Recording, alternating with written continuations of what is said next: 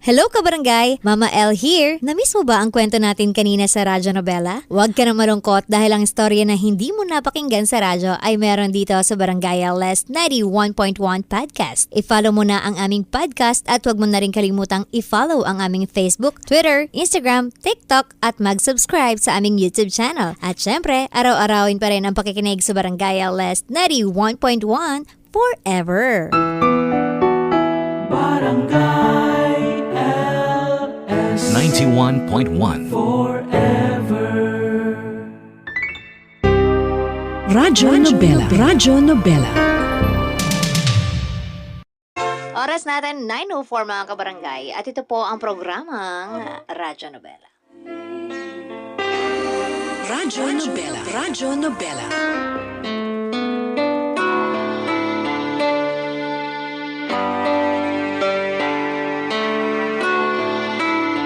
May kanya-kanya naman tayong tipo sa isang tao, ano? Hindi natin pwedeng ipilit ang ating sarili sa isang taong hindi naman natin gusto. Ikaw kabarangay, ano ba ang tipo mo sa isang makakarelasyon? Isang kwento ng pag-ibig ang ating pagsasama-samahan ngayong araw na ito, mga kabarangay, kasama ang ating kabarangay na si Brenda. Sa kanyang istorya ang pinamagatang Takdang Panahon. Kasama po ang inyong mahal na mama. Ako po si Mama L. Para sa ating programang Radyo Nobela. Radyo Nobela. Radyo Nobela.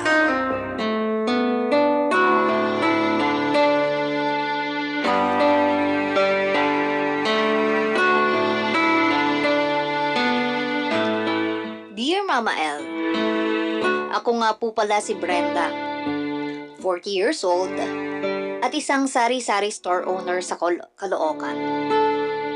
Gusto ko lamang pong ibahagi sa inyo ang kwento ko tungkol sa paghahanap ko ng AFAM. Bago pa man po kasi nag-trending sa social media ang pagsundo ng mga kababayan nating Pinay sa mga AFAM sa airport ay masasabi ko pong nauna na ako riyan. Nakailang sundo na rin po ako ng AFAM mula pa nung 19 years old pa lamang po ako. Malaking impluwensya sa ganitong hobby ko po ay ang mga tiyahin kong nakapag-asawa ng ibang lahi. Bata pa nga lamang po ako ay nasanay na akong nakikita o makakita ng mga foreigner sa bahay namin dahil dinadalaw nila ang mga tiyahin ko. Nanawa na nga rin po ako sa mga imported na sabon at tsokolate kaya binenta ko sa mga kapitbahay ko. Lalo na yung mga sobra na mga binibigay sa akin. Doon din po nagsimula ang hilig ko sa pagbebenta kaya nung may sapat na akong puhunan ay nagtayo ako ng isang sari-sari store. Naging successful po ang aking small business at nadagdagan pa ako ng iba't iba pang paninda at hindi kasali sa sari-sari store ko. Tulad na lamang po ng mga bra at panty na pwedeng hulugan tuwing katapusan. At ito po ang pinagkakaabalahan ko habang naghihintay po ako ng tamang AFAM para sa akin. Sa edad ko pong 40 ay marami na rin ang nanukso sa akin na mag-asawa na raw po ako. Kahit sino na lamang daw. Pero syempre, malaki po ang pagpapahalaga ko sa sarili ko at ayokong kahit sino na lang ang mapapangasawa ko. Choosy pa rin po ako kahit sabihin ng iba na lagpas na daw ako sa edad sa kalendaryo. Hindi po ako nagpapa-apekto pero minsan, kapag hindi nag-workout ang relasyon ko sa mga AFAM ay nakakaramdam din po ako ng lungkot. Minsan nga po ay naisip ko na mag-settle kahit na sino na lamang para may maging katuwang ako sa buhay. Kaya lang, sa tuwing naiisip ko kung gaano nakalayo ang narating ko sa paghahanap ng the one, ay muli na naman pong nagkakaroon ng pag-asa sa sulok ng isipan ko na my forever. Kahit anong klase ng panunokso ng ibang tao ay hindi po ako nagpapatinag. Isa na nga po sa madalas na manukso sa akin ay ang mapang-asa ng kapitbahay kong si Buknoy. Kaklase ko po siya ng elementary at kahit hindi ko po maamin, naging kaibigan ko na rin siya sa pagdaan ng panahon.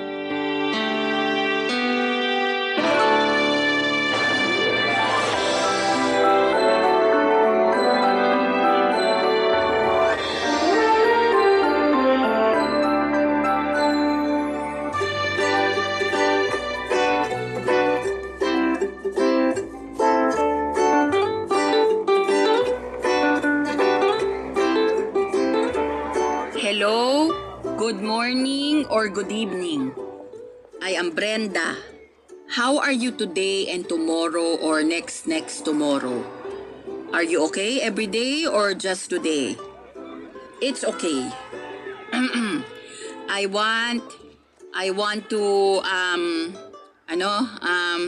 tell you that past is past and I do not go back and forth. Teka, tama ba yung English ko na yun? I am your lover and I am okay to love you.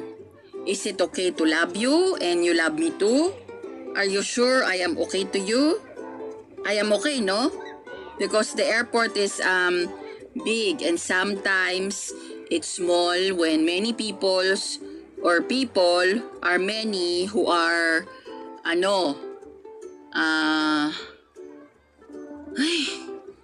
wag na nga lang akong magbanggit tungkol sa airport. Mapapahaba lang yung English ko eh. Di ko kayang mag-explain. You know... Uy, Brenda, Ano ka ba naman, Buknoy? kinakausap mo na naman ang sarili mo sa harapan ng estante ng mga toyo mo. Nang beses ko bang sasabihin sa'yo na huwag mo akong gugulatin, ha? Ano naman bang kailangan mo? Ang sungit mo ah. Yan na ba ang nagagawa ng English sa'yo?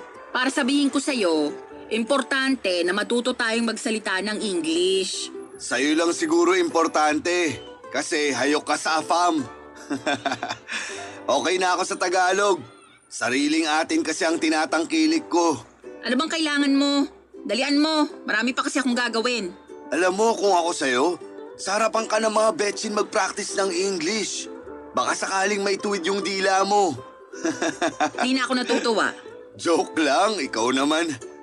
Pabili ako ng isang balot ng mani at 3 yosi. Kala ko ba titigil ka na sa Yossi? Sana, pero na-stress ako sa English mo eh. Talagang... Joke lang. Para sa tatay ko to. Yung mani, sa akin. Ay, pabili na nga rin ng isang pack ng napkin. Yung may pakpak. Sino ngayon sa atin na nakaka-stress ang English? Napkin kasi yan. Anong alam ko dyan? Eh bakit ka bumibili kung wala kang alam sa napkin? Para sa pamangkin ko yan. Tuwing katapusan kasi yung dalaw niya, kaya bibilan ko na. Lagi kasing nakakalimutan nun na bumili. Tignan mo na. Maayos ka naman palang tao eh. Maayos naman talaga ako ah. Eh bakit sa akin ang gaspang mo? Siguro kasi nung past life ko, ginamit mo akong liya. Di na talaga ako makakuha ng maayos na sagot sa'yo, no? Ayusin mo rin kasi yung tanong mo. O sige, may tanong ako. Sagutin mo na maayos, ha? Basta bigyan mo ako ng discount sa binili ko sa'yo. Hindi pwede. Eh di don't. Ano ba yun? Magsusundo kasi ako ng AFAM sa airport bukas. Ano bang mas bagay sa akin na isuot? Red o green na bestida? Para ka namang makiki-Christmas party sa airport dyan sa mga napili mong kulay. Black o white na bestida? Yung magugustuhan ng AFAM ko. Wala. O anong kulay yung masasuggest mo? Wala nga. Paanong wala? Wala kang isusuot na damit. Mas gusto yun ng mga lalaki. Ay, wala ka talagang kwentang kausap.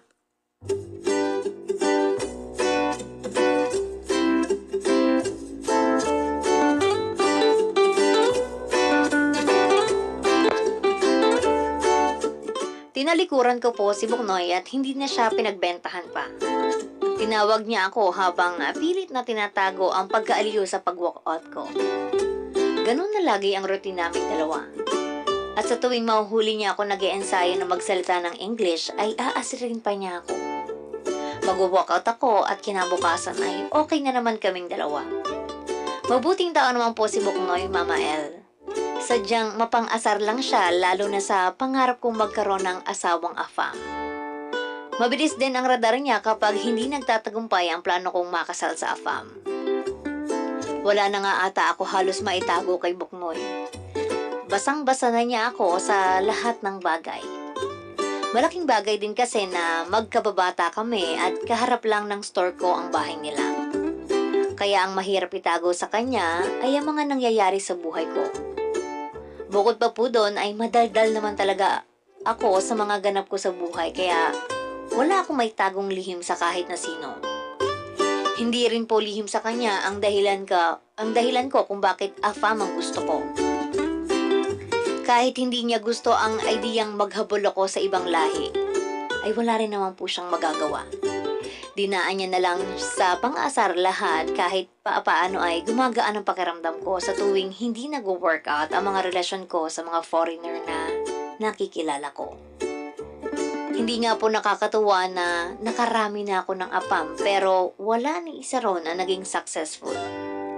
May mga na-inlove naman po sa akin pero walang planong mag-commit at nasaktan po ako doon. Gusto ko po ng commitment, Mama El. At syempre, pinakagusto ko yung isasama niya ako paalis ng Pilipinas. Pangarap ko po kasi talagang manirahan sa ibang bansa at doon bumuo ng pamilya. Mahirap po kasi ang buhay sa Pilipinas at mahirap lalo dahil may mga taong handa kang hilahin pababa. Huwag ka lang magtagumpay sa mga pangarap mo. Kaya kaysa ituon ko ang atensyon ko sa mga taong walang bilib sa akin ay nag-focus na lang po ako sa goal ko. Ang makakilala ng AFAM na pakakasalan ko at makakasama kong bumuo ng pamilya at ng mga pangarap ko sa ibang bansa.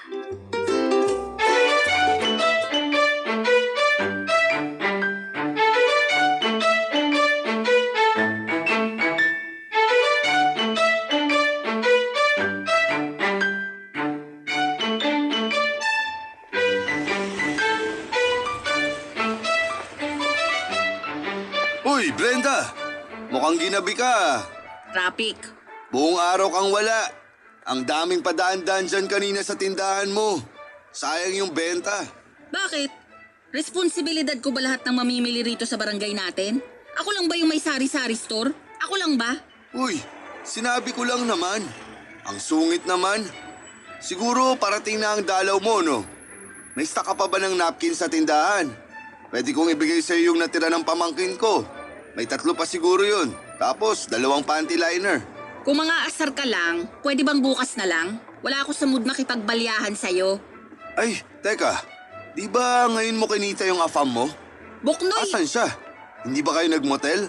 Bakit naman mo talaga ang iniisip mo, ha? Eh kasi dun din naman ang punta niyan. Manunundo sa airport, kakain sa resto. Tapos ayun, diretso na ng motel. Walang resto, walang motel. Oh, eh asan siya? Ipakilala mo naman sa akin.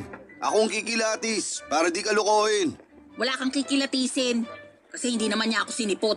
Hindi na tuloy pumunta ng Pinas? Natuloy siyang pumunta rito sa Pinas. Pero hindi siya nakipagkita sa akin. Bakit? Nalate ako dumating eh. Pinaayos ko pa kasi tong takong ng sandals ko. Tapos yung dumating ako sa airport, sabi niya wala na raw siya ron. Saan naman nagpunta? Alam ba niya pasikot-sikot dito sa Metro Manila? May nakilala raw siyang OFW na dalaga. Habang hinihintay niya ako, sakto namang tumabi yung OFW sa kanya. Nagkakwentuhan sila tapos Nagkasulutan na. nag-click daw sila agad ng OFW na yon. Tapos inaya siya nung hitad na yun na magstay sa bahay niya. Pumayag naman tong afam ko. Condolence ha? Ilang linggo na naman ako magluluksa nito. Ay! Kainis kasi tong sandals ko. Talagang nasira pa kung kailan makakaharap ko na yung Prince Charming ko. Eh baka kasi sign na yan. Sign na ano? Na bumili na ako ng bagong sandals? Sign na hindi siya para sa'yo. Para siya sa akin. Sadyang ahas lang yung nakatabi niyang OFW. Brenda, kung talagang interesado sa'yo yung afam na yun, kahit gaano nakaigpit yung pagkakapulupot sa kanya nung ahas na OFW na yun, ikaw pa rin ang pipiliin niya. Eh asan ba siya ngayon? Oo na! Makakahanap ka rin ng iba dyan. Marami pang isdang afam sa karagatan. Makakabingwit ka rin ng sayo. Daming ang isdang afam, pero mukhang ayaw namang magpabingwit sa akin. Baka mali ka lang ng paraan ng pamimingwit. Baka nga. Ay. O siya, uuwi na ako. Maaga pa akong lalabas bukas para mag-grocery ng ibibenta sa store. Sige, ingat. Ay, Brenda, Ano yun? may tagus ka. Ha? Seryoso ba? Di mo ba alam na dadatnan ka? Wala ka bang kalendaryo? Irregular ako eh. Ano ba naman to? Puro kamalasan na lang ang nangyayari. Umuwi ka na para makapagpalit ng damit. Ngayon ka pa talaga nagsuot ng puti. Alam ko bang dadatnan ako ngayon? Kaya nga umuwi ka na para makapagpalit bago yan magmansya. Buknoy, Bakit? baka pwedeng hiramin ko muna yung napkin ng pamangkin mo. Wala ka bang napkin sa tindahan mo? Ikaw uubos lang kahapon eh. O sige na, dalian mo nang umuwi. Ako nang bahala sa napkin mo.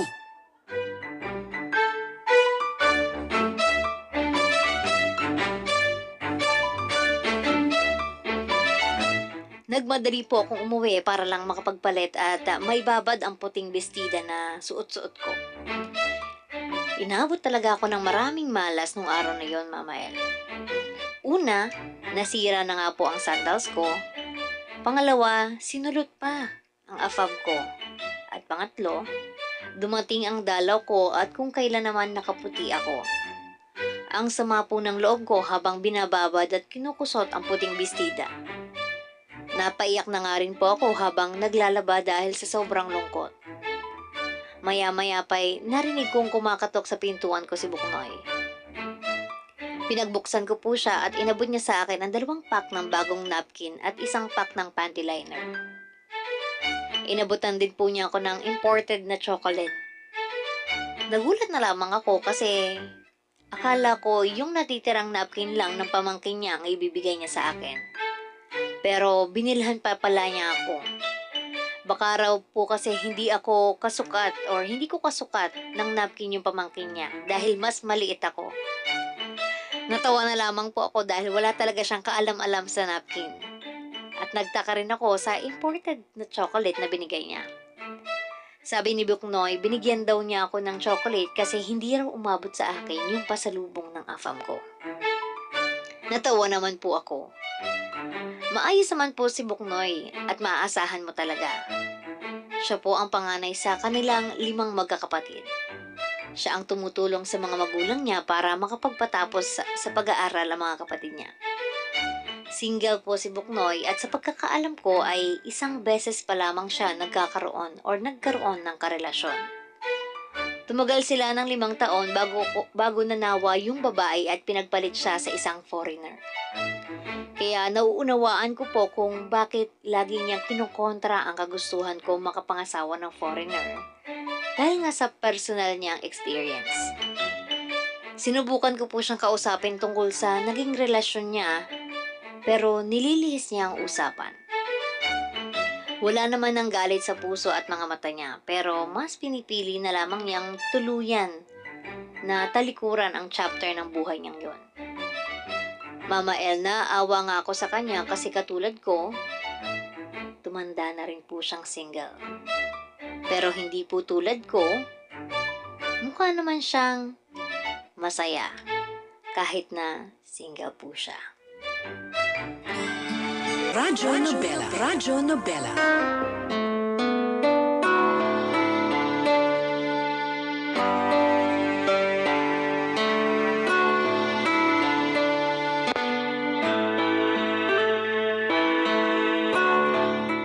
Mama El, hindi pa rin po ako tumitigil sa paghahanap ng afam ko kahit ilang linggo pa lang ang nakakalipas mula nung hindi ako sinipot ng nakamabutihan kong afam. Nagsorry naman po siya sa akin dahil sa ginawa niya at pinatawad ko naman siya. Sinabi ko na lamang na kung meron pa siyang ibang foreigner na kakilala na single, ipakilala na lamang po niya ako. Natawa na lang po siya at pumayag naman. Mula po noon ay gumaan na kahit papaano ang loob ko na pakawalan ang nakilala kong afam na yon. Lalo na nung sinabi niya na masaya siya sa kasama niya na OFW na nakilala niya sa airport. Nisip ko na lang po na baka nga sila talaga ang para sa isa't isa at naging instrumento lang ako para magkakilala sila. Mas lalo pong gumaan ang loob ko na naisip ko po yun. At nasabi ko pa sa sarili ko na hindi ko pababayaan ang tadhana na makilala ko ang tamang afam para sa akin. Hanggang sa may nakilala po ulit ako na bagong foreigner. Nakilala ko po si Pete. 55 years old na po siya at isa po siyang negosyante, Mama El. Nakilala ko siya mula sa isang Facebook group ng mga Pinay na naghahanap ng afam. Nag-post kasi itong si Pete ng picture niya habang nasa loob ng magara niyang sasakyan. Naghahanap daw po siya ng katuwang sa buhay at kailangan niya ng business-minded na katulad niya. Natuwa ako. Kasi syempre, sari-sari store owner ako eh. Ako na po ang hinahanap niyang katuwang sa buhay at kinilig ako sa ideyang yon. Agad ko po siyang inad sa Facebook at inaccept naman niya agad ako. Minessage ko siya ng selfie ko habang nasa loob ako ng sari-sari store ko para makita niyang business-minded po ako. Mula po noon na magkausap na kami at madalas puro plano sa negosyo ang pinag-uusapan namin. Natuwa po ako kasi siya ang katulad ng iba na hindi puro landi lang ang ginagawa sa akin.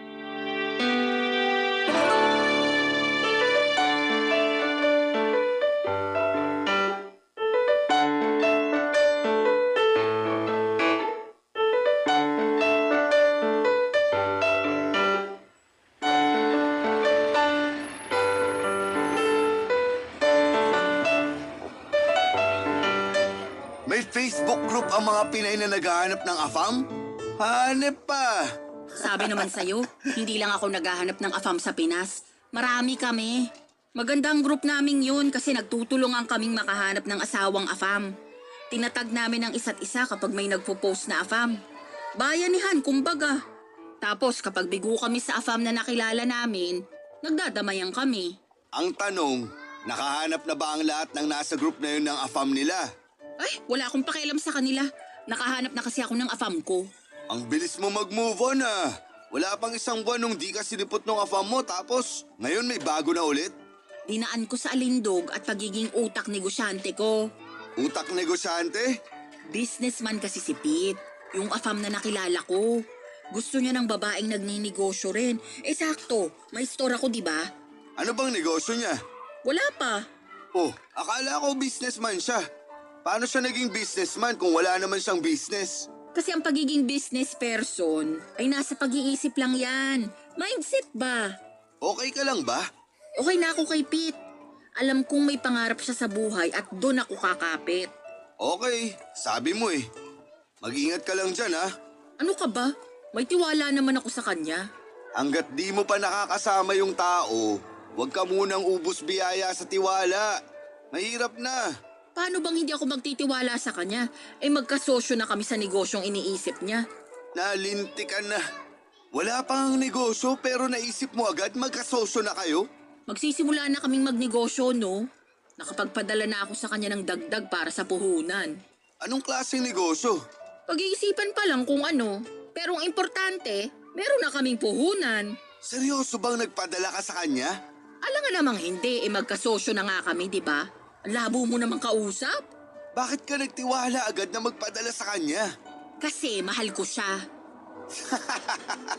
Okay, hindi ko pa siya mahal. Pero papunta na rin dun. Kailan mo siya susunduin sa airport? Wala pang plano.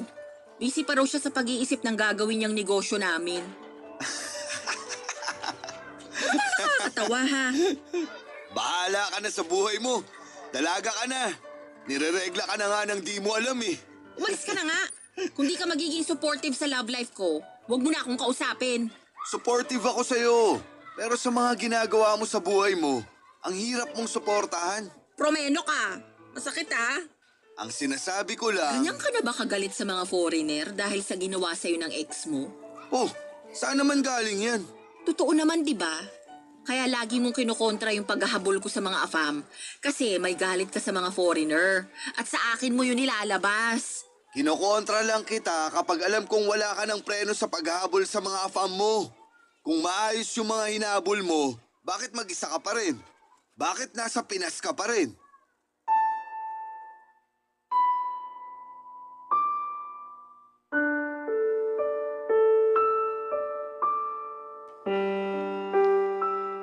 Mama El, hindi ko po sinagot ang mga sinabi ni Buknoy. Alam ko kasing dehado ako sa sinabi niya dahil totoo namang mali ang mga hinabol ko. Gusto ko na pong umiyak pero nagawa ko pang pigilan ng sarili ko para naman hindi ako magmukhang masyadong talunan. Hindi na rin pahinintay ni Buknoy na makasagot po ako. Tinalikuran na lamang niya ako at saka nagmadaling lumayo sa akin. Napansin kong nainis rin siya sa katangahan ko at hindi ko naman siya masisisi. Pero gusto ko lamang namang magmahal ng afam. Ano po bang masama doon? Nung nakalayo na si Buknoy ay saka ako napaiyak at hindi dahil nasaktan ako sa mga sinabi niya, kundi dahil naniwala ako sa bawat salita niya. After po nun ay minessage ko si Pete para magpasuporta sa kanya dahil nalulungkot ako. Inaya ko po siyang mag-video call pero tinanggihan niya ako. Ilang beses na po niya akong tinanggihan na makipag-video call. Panay chat lang kami at voice message. Lagi po niyang sinasabi na nahihiya raw siya sa itsura niya at minsan daw ay may mga pimples pa siya. At naniniwala naman po ako doon. O sadyang sinasadya kong maniwala sa kanya kahit may konting pagdududa po ako. Hindi na po nagpakita si Buknoy sa store ko at ako naman ay nagpatuloy sa pakikipag-usap ko kay Pete. Ang dami na naming pinag-usapang mga plano. Kahit hindi ko po maintindihan ang mga sinasabi niya. Oo na lamang po ako ng oo dahil may tiwala ako sa kanya. Nakailang beses na rin po ako nagpadala sa kanya ng mga puhunan ng negosyo na sinasabi niya. Kahit na nung kasagsagan nun ay wala pa rin akong balita sa nangyayari. Pikit mata po ako nagtiwala sa kanya dahil gusto ko na siya. Mas nangingibabaw po sa akin ang kagustuhan kong maging asawa siya kaysa makasama siya sa kahit na anong negosyo. Pero kung negosyo ang magiging dahilan para makita niya ang halaga ko ay tutulungan ko siya ron. Para lang makita niya ako ang karapat-dapat para sa kanya. Hindi ko na po inalintana ang mga naipadala ko sa kanyang pera. Hanggang sa isang araw, hindi na lamang po nagparamdam si Pete. Nagulat na lamang po ako na nakablock na ako sa kanya sa lahat ng social media accounts niya. Nagsimula lang lahat ng yon nang ilang beses ko siyang tinanong kung kailan kami pwedeng magkita. At sa pag-block po niya sa akin, dun Mama El, dun ko na po nakuha ang kanyang sagot.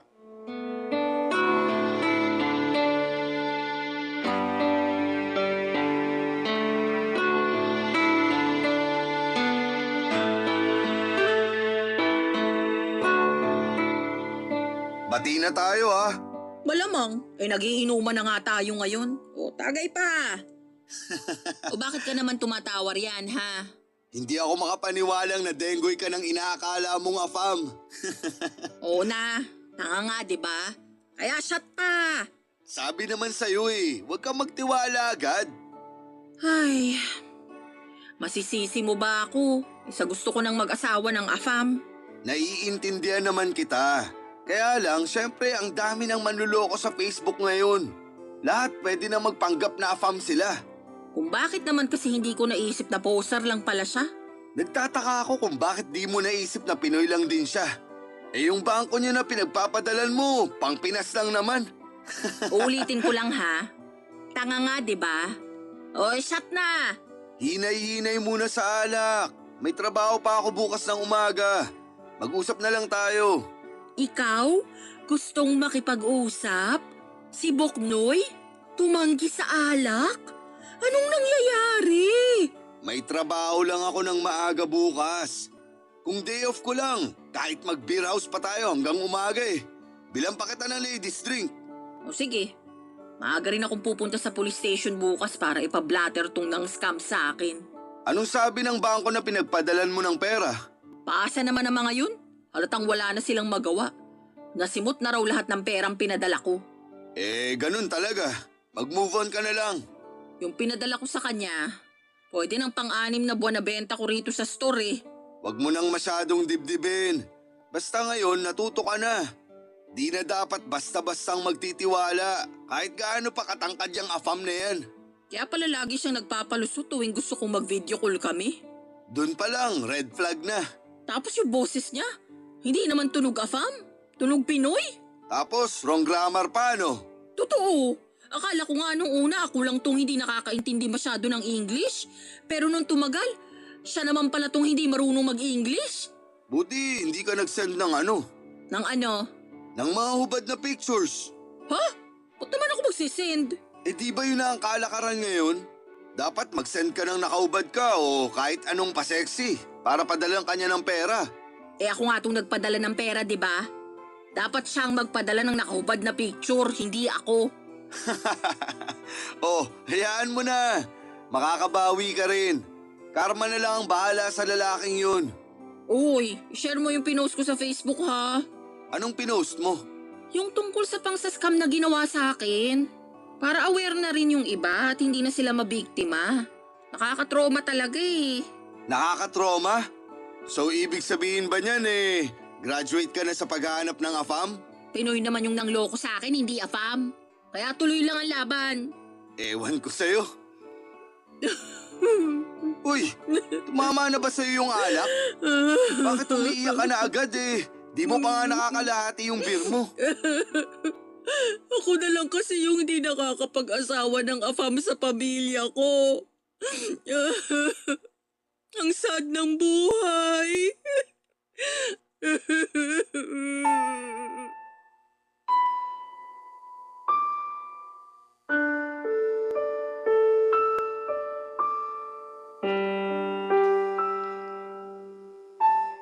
Mama El, napakwento na naman ako tuloy kay Buknoy sa dahilan ko kung bakit AFAM ang hanap ko. Nakinig naman siya kahit rinig na niya ang mga kwento kong yun noon pa man. Hinayaan na lang po niya akong umiyak habang inuulit ko ang mga kwento ko sa kanya. Hindi po niya ako hinusgahan at hinayaan na lamang niya akong sabihin ko lahat ng nararamdaman ko. Kahit papaano po ay gawa ng loob ko sa pananahimik at pakikinig ni Buknoy. Nakwento ko po sa kanya kung gaano ako naiinggit sa mga tiyahin ko nung bata pa lamang ako. Hindi sila lumaking mayaman pero yumaman sila. Simula nung makapangasawa sila ng AFAM.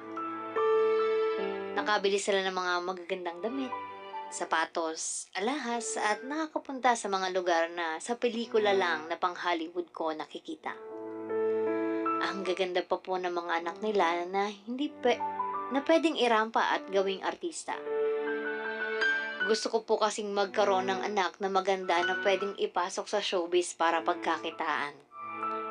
Kaya nangako ako sa sarili ko na gagaya ako sa mga naging buhay nila.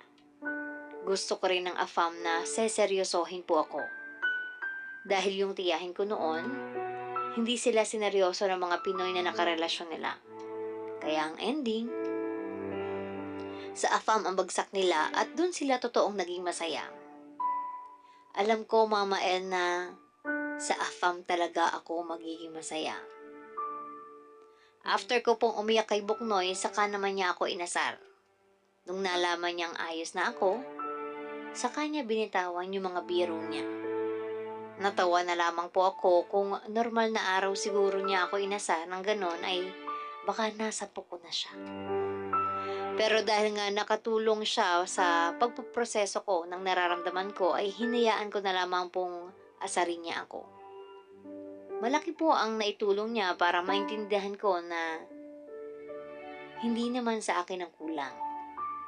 Mali lang talaga ang napili kong AFAM. Pero hindi ibig sabihin nun ay wala na akong makikilalang para sa akin. Darating din yun. Yun lang ang iniisip ko para hindi na ganoon kasakit. Ang isiping wala pa rin akong happy ending. Radyo Nobela. Radyo Nobela.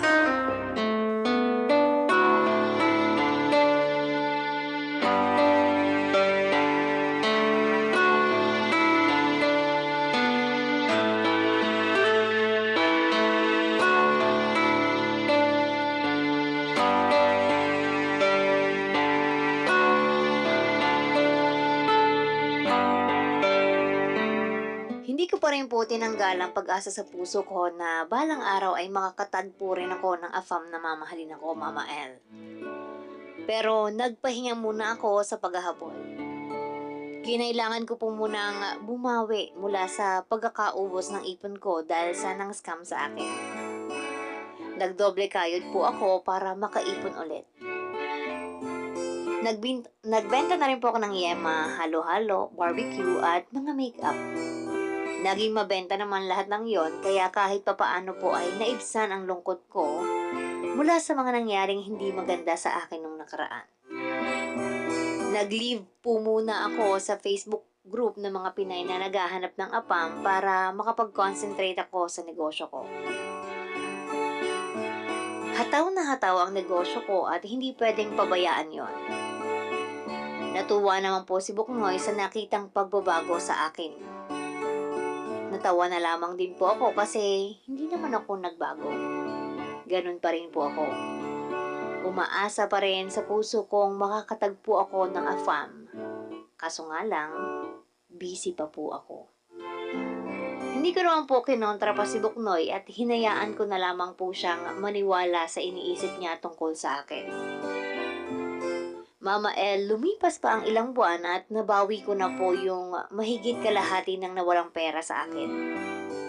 Nagbalak na rin po akong palakihin pa ang sari-sari store ko at balak kong gawing mini grocery store na bukas hanggang alas 12 ng hating gabi. Balak ko pa lamang po naman yon. Pero suportado na agad ni Buknoy yun. Nag-volunteer pa nga po siya na magtrabaho para sa akin sa gabi dahil kailangan din daw niya ng dagdag na income. Lalo na't gusto niyang pag-aralin ang pamangkin niya. Hindi pa man po ako nakakapagpatayo ng mini grocery store ko ay eto. At suportado na agad ako ni Buknoy na akala mo nangyayari na sa kasalukuyang negosyo ko.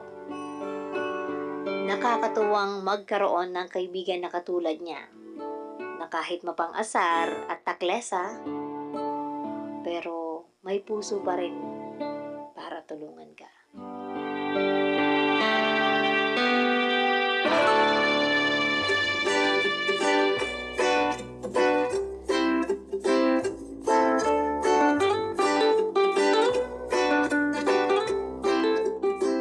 Brenda, good news! Pera ba yan? Hindi. Eh di hindi yan good news. Kahit sabihin ko sa'yo may nakilala na akong AFAM, Mahilig ka na rin sa AFAM? Manunundo ka na rin ba sa airport? AFAM para sa'yo. Ah, Oh, mukhang di ka naman interesado. eh baka mas-scam na naman ako niyan eh. Hindi to scam. Kliyente siya sa opisina namin. May kaya sa buhay. Luigi ang pangalan at may sariling negosyo sa Canada. Andito lang sa Pinas para maghanap ng asawa. Lo, eh di sumali siya kamo ron sa Facebook group ko. Imported na palay na nga tong lumalapit. Ayaw mo pang isaing? Paano ko isasaing palay pa? Tukain ko muna. Tukain mo na ngayon. Bakit mo ba ako pinipilit sa AFAM na yan? Kasi nakausap ko siya. At bilang isang lalaki, alam kong seryoso na siyang maghanap ng mapapangasawa. At ako agad ang naisip mong ipaasawa sa kanya? Naawa kasi ako sa'yo nung na-scam ka. Saka gusto kong makatulong dun sa pangarap mong makapangasawa ng AFAM. Para di ka na tinutokso tuwing family reunion nyo. Asawahin mo tong si Luigi. Ayos ba talaga yan? Ipupusta ko yung nanay ko kung palyado to. Ibibigay ko talaga sa'yo si nanay. Kahit wag mo nang ibalik, ayos lang. Patingin ang picture. Saka ibigay mo sa akin yung ibang detalye sa kanya. Teka, nagpicture kami sa cellphone ko eh. Hanapin ko lang. Oh, ito na. Tingnan mo. Patingin nga kung palaban. Ay, gwapo. Thank you. Hindi ikaw. Si Luigi. Okay lang din na sabihin mong gwapo ako. Bilang ako ang kupido niyong dalawa, di ba? Oo na. Oo na gwapo ako o oo na kasi payag ka nang kilalanin si Luigi. What? Marunong ka nang gumamit ng tamang English words, ha? Ilang AFAM ba naman ang dumaan sa akin eh? So anong meron sa kanya? Byudo na siya. Kailan lang namatay yung asawa niya? Baka naman wala pang 40 days ha, baka multuhin ako. Paano kang mumultuhin? Nasa Canada yun. Walang pang-commute yung kaluluwa ng asawa ni Luigi. Palaasa rin yun sa piso sale. Nakakainis to. Hindi na lang seryosohin yung tanong ko. Matagal ng byudo si Luigi. May 7 years na ata sa pagkakatanda ko. First love niya yun. Hindi na siya nagkaroon ng ibang GF buong buhay niya. Yun lang. First love? Nung labang ko dyan. Malay mo, ikaw naman ang maging last love niya. Mas matimbang yun, di ba? Paano kung di niya ako magustuhan? Baka mataas ang standards. Type ka nga agad eh. Pinakita ko picture mo sa Facebook tapos gusto na agad niyang makilala ka. Ganda ka, girl. Kailan daw niyang gustong magkita kami? So payag ka na. May magagawa pa ba ako? Sinabihan niya na akong maganda. Wala naman siyang sinabing maganda ka. Sinabi lang niya type ka niya. Panira ka talaga, no? O basta, sasabihin ko na sa kanya na i-add ka na sa Facebook para makapag-usap na kayo, ha? Di ako peperahan yan, ha? Baka nga ikaw pa tong mang-scam sa kanya eh. Pasalamat ka, may ipapakilala kang afam sa akin. Kung hindi, sinaing ko na yung tenga mo.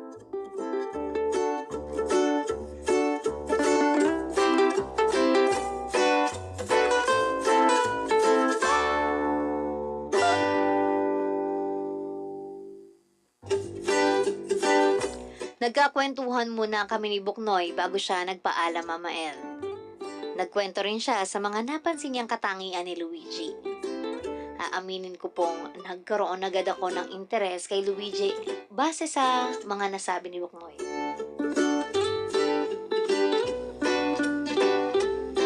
Kaya naman nung nakita kong nagsenda ng friend request si Luigi ay inaccept ko po agad. Minessage niya ako at formal na ipinakilala ang sarili niya. Nagkasundo po kami agad at natatawa siya sa mga sinasabi ko. Natuwa raw siya sa akin at first time niya ulit ngumiti ng ganon. Kinilig naman ang puso ko dahil may afam na nakaka-appreciate sa akin. Walang oras na hindi ko po kami nag-uusap ni Luigi at halos hindi ko na mabitawan ang cellphone ko para lang makausap siya. Napabili pa ako ng 2 power bank para paniguradong hindi ako malulobat kahit nasaan man ako at habang kausap ko siya. Nagsimula na rin po kaming mag-date, Mama El. At sa loob po ng 1 buwan, na pagkikipag-date ko kay Luigi ay wala siyang ibang ginawa kundi itrato ako ng tama. Lahat ng hiniling ko sa isang afam ay nasa kanya na halos lahat. Gentleman po siya at talagang inaalagaan niya ako sa tuwing nagkikita kami. Hindi siya tumitingin sa ibang babae kapag magkasama kami at alam ko yon dahil lagi akong nakatingin sa kanya. Lagi po niyang sinasabi na ang ganda ko raw. At syempre, kinikilig ako doon. Hindi ko nang pinapahalata sa kanya kasi baka biglang magbago kapag napansin niya na gusto ko na siya. Nasabi na rin po niya ang plano niya kung paano niya ako dadalhin sa Canada. Handa siyang pagkagastusan ang pagpunta ko sa Canada para makapagsimula kami ng buhay doon. Uuwi na lang daw muna siya pansamantala para maasikaso ang mga kailangan ko. Nagsabi siya na mag-iiwan siya ng pera para sa gagastusin ko papuntang Canada. Hindi ko po yun tinanggap, Mama El, at mula nung in-offer niya sa akin ang tungkol sa Canada ay bigla akong nagsorry sa kanya. At sinabi ko pong hindi na kami dapat pa na magkita.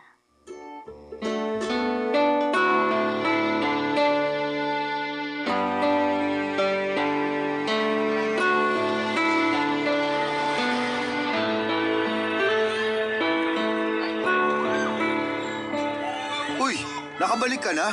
Ha? Di ba may date kayo ni Luigi? Sabi niya mag-overnight daw kayo sa Tagaytay. Anong nangyari? Yon. Wala naman. Paanong wala? Akala ko ba okay na kayo? 1 buwan na kayo nag-aarutan ah. Sa wala talaga eh. Ganun talaga. Tanggapin na lang. Huwag mong sabihing nakipaghiwalay siya sa'yo. Siya pa talaga ang may ganang makipaghiwalay ang ganda mo na nga. Akong nakipaghiwalay. Ikaw pa talaga tong may ganang makipaghiwalay? Ang gwapo na nga niya. Gusto niya akong dalhin sa Canada para magpakasal na kami doon. Oh, di ba yun naman ang pangarap mo? Nasa harapan mo na, bakit di mo pa tinuka? Di ko rin alam eh. Basta ang alam ko, nung sinabi niyang kukunin niya na ako papunta sa Canada, nalungkot ako. Anong nakakalungkot sa Canada? Kung ako lang yan, baka ngayon pa lang nag-empake na ako. Kahit next month pa ang flight ko. Ewan ko nga rin. Parang hindi ako masaya na pupunta ng Canada. Siguro kasi nalungkot ako na iiwan ko tong store ko. Iiwan ko yung pangarap kong magkaroon ng malaking grocery store. Mga ganun. May kaya si Luigi. Pwede siyang magpatayo ng grocery store para sa'yo sa Canada. Sa mas gusto kong magbenta ng mga desashay na shampoo at toothpaste dito sa Pinas eh. Bakit ba? Hayaan mo na yun. Nangihinayang lang kasi ako. Bakit naman ikaw tong nanghihinayang? Ikaw ba tong niligawan? Ikaw ba tong inofera na pumunta ng Canada? Nag-effort kaya ako para sa inyong dalawa. Lalo na sa'yo. Anong effort naman ang ginawa mo para sa akin, Aber? Todo benta ako sa'yo pagkaharap siya. Kaya nga agad-agad gusto na niyang ipakilala kita sa kanya eh. Alam ko na yan. Sabi nga niya sa akin. Nasabi niya? Lagi niyang sinasabi sa akin kung paano mo ko binibida sa kanya. Ang sinabi ko lang naman, hindi siya lugi sa'yo kasi quality ka. Kung makapagsabi ka naman ng quality dyan, akala mo inahing manok ako na nangingitlog ng ginto? Seryoso nga. Sinabi ko sa kanya na marunong ka sa mga gawaing bahay. Masarap kang magluto, lalo na ng tinola. Kaya pala lagi niyang nire-request sa akin kapag nagpunta na raw ako ng Canada, ipagluto ko raw siya ng tinola. Ikaw naman pala tong nagpahamak sa akin. Paborito ko kasi yung tinola mo. Diba, naalala mo kapag may sakit ako, ipinagluluto mo ako ng tinola na maraming siling labuyo? Maganda kasi ang sili para magpawis ka. Oo nga eh. Dati gusto ko na lang laging magkasakit para ipagluto mo ako ng tinola. Kahit naman wala kang sakit, magsabi ka lang ipagluluto kita. Kaya na-inlove sa'yo si Luigi. Na-inlove sa akin kasi kung ano-anong pinagsasasabi mo. Tama bang banggitin mo sa kanyang namumula ang pisiko sa tuwing sinasabihan akong maganda? Totoo naman ah. Bagay kaya sa'yo kapag namumula ka. Mas lumalabas ang ganda mo. Saka sinabi ko sa kanya na banggitin na maganda ka kapag wala ka sa sarili. Kasi sobrang pula ng pisngi mo pag ganun. Sinabi mo rin pala sa kanya na kumakanta ako? Correction! Ang sinabi ko sa kanya, maganda ang boses mo kapag kumakanta ka. O edi salamat. Ay, sayang talaga. Pero hayaan mo na. Kapag may afam ulit kaming kliyente, ibibida ulit kita. Di na kailangan. Bakit naman? Pass na ako sa AFAM. Baka kailangan, tangkilikin ko muna ang sariling atin.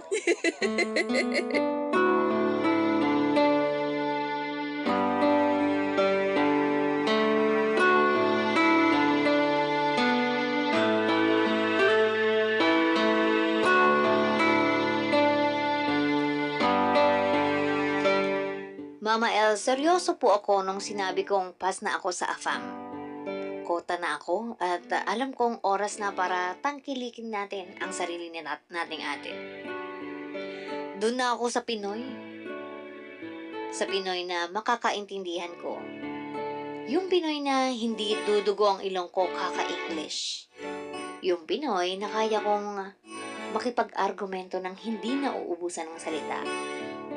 At higit sa lahat, isang Pinoy na nakakakita ng ganda ko at hindi lang ng panlabas kong kalooban. Isang Pinoy lang naman ang nakikita kong gumagawa nun para sa akin. Si Buknoy. Mama El, hindi lang ang store ko ang dahilan kung bakit natakot akong iwan ng Pinas para pumunta ng Canada. Kundi ang suki sa store na yon, si Buknoy. Sa loob po ng isang buwang pakikipag-date ko kay Luigi ay wala siyang ibang naging bukang bibig kundi magagandang salita ni Buknoy tungkol sa akin. Lagi na lang namumula ang mga pisngi ko sa mga papuri ni Luigi na galing naman talaga kay Buknoy. At doon ko po na-realize na mula at kinilig ako hindi dahil kay Luigi kundi dahil kay Buknoy mismo. Mama El, hindi ko pa rin magawang maamin kay Buknoy ang nararamdaman ko. Naghahanap pa po ako ng tiyempo. Pero ramdam ko naman na sa mga tingin niya ay may gusto rin siya sa akin. Kung paano niya ako purihin sa harap ng ibang tao at tuksohin kapag dalawa lang kami. Halata namang may gusto po siya sa akin. Kaya lang, hindi niya magawang sabihin kasi puro afam na lang ang laman ng bibig ko. Siguro po ay takot siyang ma-reject ko. Ano po kaya sa tingin nyo? Sana po ay magawa niyo akong tulungan kung paano ko mapapaamin si Buknoy sa nararamdaman niya para sa akin. O mas maganda ba na ako na lang ang aamin sa kanya? Ano po bang naiisip niyong dapat kong gawin? Ngayon lang ako nagkagusto ng totoo sa isang Pilipino.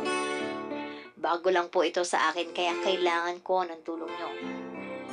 Tiwala naman po ako sa inyong programa na makakatulong kayo sa problema ko. At alam kong marami na po kayong natulungan at gusto kong mapasali sa mga tao na yon. Maraming salamat po Mama El sa pagsali sa akin sa inyong number 1 programa sa radyo. At mananatili po kayo sa aking puso at ako po ay isa sa inyong number 1 fan sa Barangay LS 91.1. Muli, ako po ang inyong forever kapuso at kabarangay, Brenda. Radyo Nobela. Radyo Nobela.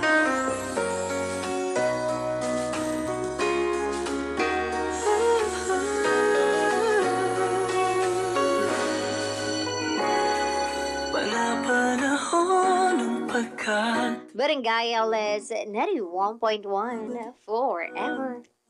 May sinong kinilig? Hanggang ngayon kinikilig pa rin. Minsan talaga kabarangay, darating ka sa punto na mapapagod kang humabol sa inaakala mong pangarap o gusto mo. Minsan, darating ka sa punto na itatanong mo na lang talaga sa sarili mo kung bakit kailangan mo pang habulin gayong may mas importante at mas nararapat pa para sa atin. Hindi talaga natin malalaman kung ano ang para sa atin at ang isang bagay, kung hindi natin bibitawan at hahayaang ang Diyos ang gumawa ng paraan para iabot sa atin yun ng kusa.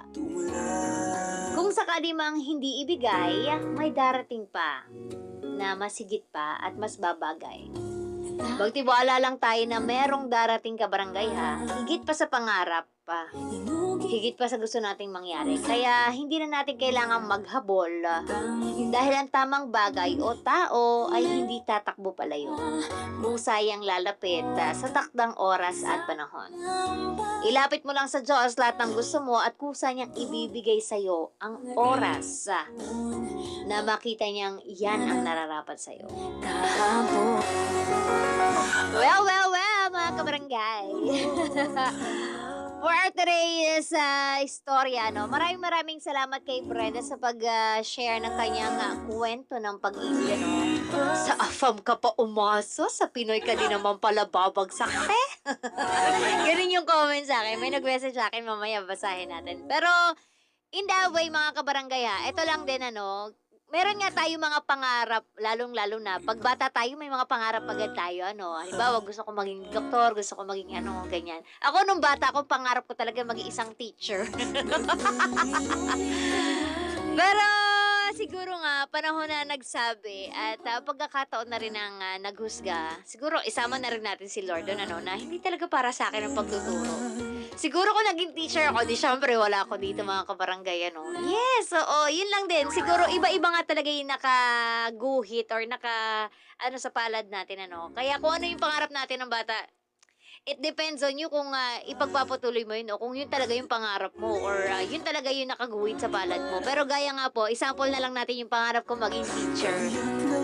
Tapos nung nagtrabaho na ako noon, yun, nabago na lahat. Hindi ko na pala gusto maging teacher. Gusto ko na lang pala, magbenta ng manok. Na hanggang ngayon, ayan na. Manok na ang nagiging buhay ko, mga kabarangay.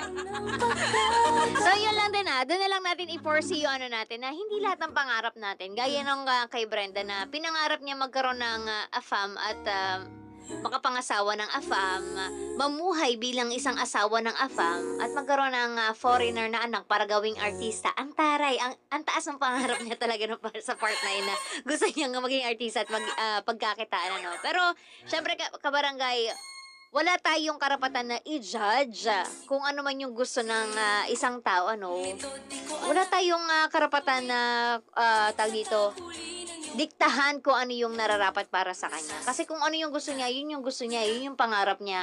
Pwede tayong mag-comment, pwede tayong magbigay ng opinion, pero hindi natin siya pwedeng i-judge na, gusto lang naman niyang makaangat-angat sa laylayan. Ganun yung mga term kasi ngayon no? Pero kabarangay, it's a no for me. Oo, wag nating i-judge mga kabarangay yung kung ano man yung pangarap ng isang tao, no? Kasi yun yung nagiging dahilan niya para magpatuloy sa buhay eh. Kaya wag nating pigilan ang pangarap na isang tao. Maging maliit man to o malaki, hayaan po natin sila. Kung kaya nating magbigay ng words of encouragement, words of para ma-pursue or para i-push na yung mga gusto niya sa buhay at para mas maging matagumpay siya, yun ang maganda po kesa hilahin natin siya pababa. Kasi naging mantra na natin, naging ugali na natin mga Pilipino yung mga ganong ugali, no, na nanghihila pababa, lalo na kung nakikita niyang umaangat ang isang tao. Toxic alert! Ganon. Kaya hanggat maaari mga kabarangay, let us share positivity sa mga kapuso at kabarangay natin, ano? Hindi porket na aangatan ka, ihihilahin mo na. No, oo. Pero syempre, napakaganda nung kwentong pag-ibig ni Brenda, no, na yung tipong nasa harap mo na pala. Nasa harap mo na eh. Hindi mo lang pinapansin. Nakakaloka. Ito mo si Buknoy, patagal-tagal. Tatapiyungin ko yan si Buknoy eh. Hindi pa umami. Pero syempre, hindi natin kilala si Buknoy. Kaya, if I were you, Brenda, para mapaamin mo si Buknoy, ay di tanongin mo, oo, yun lang, ganun lang kadali. Buknoy, gusto mo ba ako? Gano'n na, diretso na, wala na pa eme-eme. 40 ka na, te. Kailangan humabol ka na eh. Oo, kasi ang tagal na palang nasa harapan mo, hindi mo lang pinapansin, diba? And totoo naman yung pakiramdam ng babae. Pag pakiramdam na babae na gusto ka niya, totoo yun. Gusto ko talaga niya. Eme-eme, gano'n. Totoo na yun. Hindi mo na kailangan papigilan yung nararamdaman ng isang tao. Kung feeling mo gusto ka niya, ay it's a sign. Marami tayong makikita, no? Anyways, mga kabarangay, mga kapuso, oras natin 10:45. And syempre, susunod na programa natin ay Sikat sa Barangay, mga kapuso. Oo, mamaya i-shoutout natin at babasahin natin lahat ng comments, suggestions at messages ng ating mga kabarangay. Pero sa mga oras ito, magpapaalam muna ang inyong mahal na mama, ha? Kasi may magdi-deliver eh. Wait lang. Rhea, may magdi-deliver. Sa third floor, kuya, ha?